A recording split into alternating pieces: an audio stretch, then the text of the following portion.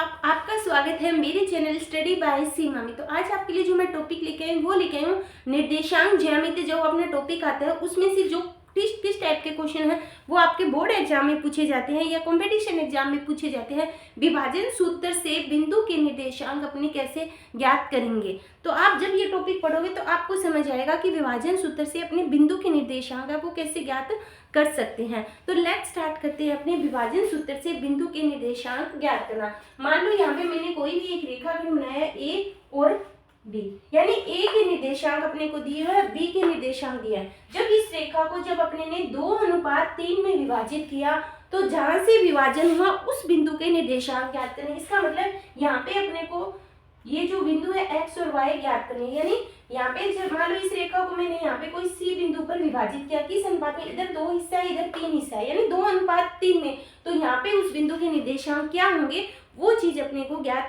करनी है। तो जब भी अपने अनुपात ज्ञात करते हैं, अनुपात को अपने m/m2 मान लेते हैं, यानी फर्स्ट है उसको m1 और सेकंड है उसको m2 मान लेते हैं। ये होता है, ये फर्स्ट होता है x1 y1 x2 और y2, यानी ए बिंदु के निर्देशांक x1 y1 और बी बिंदु के निर्देशांक x2 y2 मानते हैं। हमेशा ध्यान रखना जो पहला होता है वो x होता है, दूसरा y होता है, यानी पहले को अपने भुज बोलते हैं और जो y होते हैं उसको कोटि, यानी x को भुज बोला जाता है और y को कोटि बोला जाता है। तो यहाँ पे अपने को बिंदु के निर्देशांक ज्ञात करने हैं।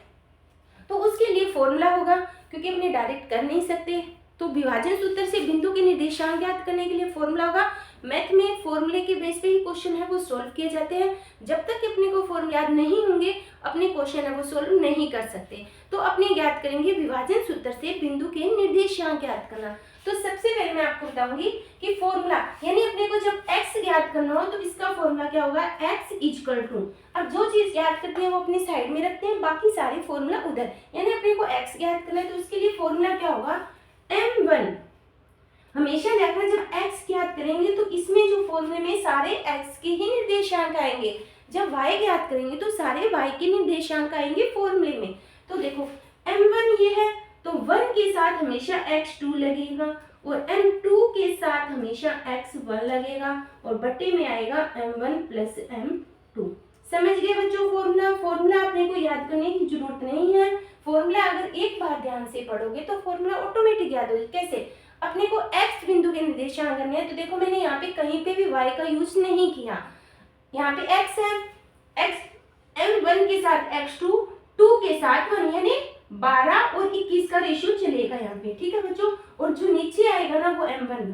अब अपने को x ज्ञात करना है, m1 कितना है 2 है तो 2, x2 कितना है, x2 है 4 है, प्लस m2 कितना है 3 है और x1 कितना है -1 है, और दोनों का योग कितना है 3 और 2 कितने हो गए 5।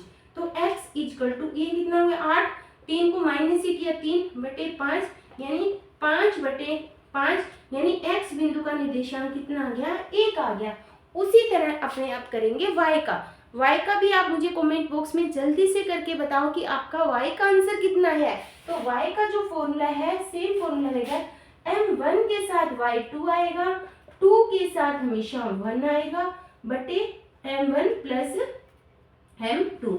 y ज्ञात करना है, m1 कितना है 2, y2 कितना है -3, m2 कितना है 3, y1 कितना है 7 बटे दोनों का योग कितना है 5। ये कितना हुआ -6 प्लस के 21, ठीक है बच्चों, 21 हो गया बटे 5। 21 में से 6 के कितने बचे 15 बटे 5। तो y की निर्देशांक कितना आ गया 3, यानी इस बिंदु का निर्देशांक 1 और 3 होगा। तो अपने विभाजन सूत्र से बिंदु के निर्देशांक इस तरह ज्ञात कर सकते हैं। तो आई होप आपको ये वीडियो देखने के बाद इस जो टॉपिक है कभी भी इसी टॉपिक में डाउट नहीं होगा। ये जो अपना टॉपिक है वो क्लास 10th की बोर्ड के एग्जाम में निर्देशांक ज्यामिति का टॉपिक है, उसमें से इस टाइप का क्वेश्चन है पूछा जाता है। एक तो इस टाइप का होगा, एक बीच की दूरी होगी, एक मध्य बिंदु के निर्देशांक ज्ञात करना, और एक अपने जब निर्देशांक दिए होते हैं तो त्रिभुज का क्षेत्रफल है वो अपने कैसे ज्ञात कर सकते हैं, उससे रिलेटिव है निर्देशांक ज्यामिति में आपके काफी क्वेश्चन है बोर्ड के एग्जाम में पूछे जाते हैं। तो आई होप आपको वीडियो अच्छी लगी होगी।